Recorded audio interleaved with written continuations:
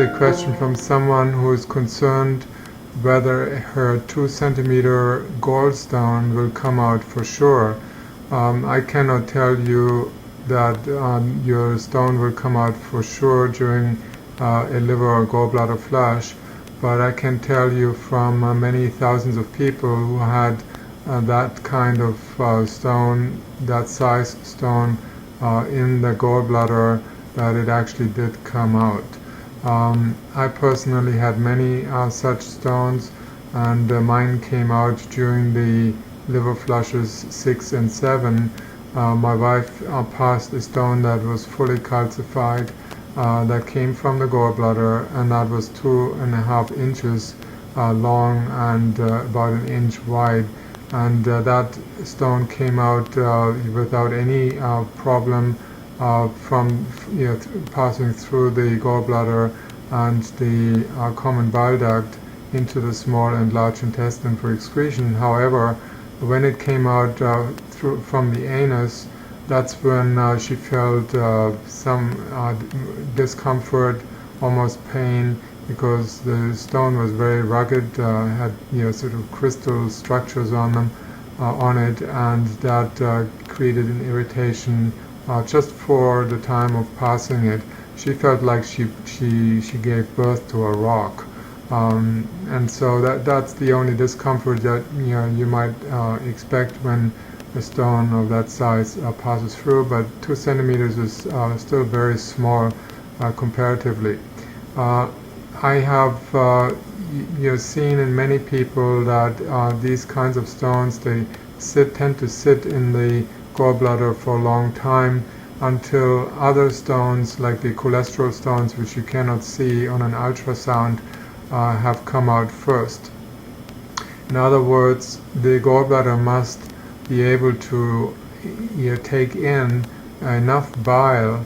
There must be enough room, enough space for enough bile to come in, so that these kinds of heavier stones sitting at the bottom of the gallbladder will eventually come out along with the bile. The bile itself is very oily, so if you do a liver flush and you secrete a lot of bile that is prompted by ingesting the oil mixture, then these stones have an opportunity to come out without getting stuck in the common bile duct, without creating a gallstone attack, because the amount of bile that you secrete and the oiliness that it consists of is far too slippery for stones to have a chance to get stuck anywhere. The other thing that prevents a gallstone attack from releasing these kinds of stones is that you take Epsom salts twice before you do the actual liver flush, and then twice again in the morning, to make sure you have at least like a 12-14 hour time zone where any stones that are released cannot get stuck. Or what magnesium sulfate, the Epsom salts, or magnesium citrate does is that it keeps the bile ducts relaxed, so that it's totally relaxed, that any stone that passes through them will not get stuck, because only when, for example, you eat a heavy meal and you have a gallstone you're passing from the gallbladder or from the bile ducts of the liver passing into the common bile duct, in that case you could have a gallstone attack. I had 40 of such gallstone attacks. They're extremely painful. Many people, you feel so scared that they run to the emergency room, and oftentimes doctors are taking out the gallbladder right away. I find this to be highly unnecessary. The pain itself helps eventually to wear out the common bile duct to the point that it relaxes itself, and then typically a gallstone passes. But again, it's very, very uncomfortable. There are many things one can do if you had a gallstone attack after eating a fatty meal, for example a steak or greasy meal, fried foods.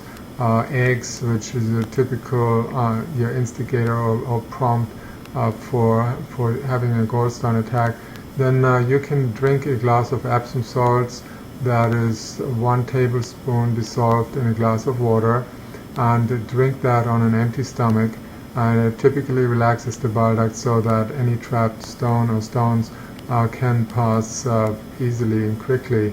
The other thing you can do is massage the small toes, the second and third toe on each foot very vigorously. Really, you squeeze them hard, and that can you basically relax the gallbladder as well. And there's a meridian that goes from through the gallbladder into the second smallest toe, and that by massaging that very strongly, it can relax the gallbladder and the common bile duct as well, so that the stone can pass. There's another thing you can do if you had a gallstone attack, is put some warm apple cider vinegar. Just soak a little hand towel in warm apple cider vinegar and hold it over the liver area, and that can also relax the liver, gallbladder, and common bile duct to release a stone. The fourth thing that you could do is drink a glass of or a cup at least of red beet juice during the following meals. Each meal have a glass of that beet juice, red beet juice, and drink that slowly during the entire meal, and that will also help with any gallstone attacks a person might have. But again, during liver flushes you don't have that because the liver flush is designed in a way that you cannot have a gallstone attack. It does the exact opposite. It prevents gallstone attacks. After my first liver flush, following these 40 gallstone attacks I had over a number of years, I never had a gallstone attack again. So doing liver flushes is probably the best thing to prevent gallstone attacks. And if you have a gallstone attack, the guidelines I just have given you are probably the most effective ones.